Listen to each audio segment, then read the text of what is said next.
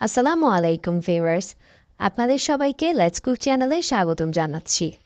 আজ আমি পাউরুটি, দুধ ও ডিম দিয়ে একটি সুস্বাদু রেসিপি আপনাদের সাথে শেয়ার করব। শুধুমাত্র ঘরোয়া উপকরণ দিয়েই এই রেসিপিটি আপনারা তৈরি করে নিতে পারেন। চলুন তাহলে শুরু করা যাক। আমি এখানে নিয়ে নিয়েছি 2 কাপ তরল দুধ। এই দুধটি আমি প্রথমেই জাল করে ঠান্ডা করে নিয়েছি এবং এখান থেকে 1/4 কাপ দুধ আমি তুলে নিয়েছি। সে 1/4 কাপ দুধের সাথে আমি 2 টেবিল চামচ কাস্টার্ড পাউডার মিক্স করে নেব। কাস্টার্ড পাউডার ভালোভাবে মিক্স করে যখন দুধটিতে বলক চলে আসবে তখন আমি এখানে কাস্টার্ড পাউডারটি ঢেলে দেব। কাস্টার্ড পাউডারটি ঢেলে এটি আলতো হাতে আমাদের নাড়াচাড়া করতে হবে যাতে দুধটি নিচে লেগে না যায়। এভাবেই নাড়াচাড়া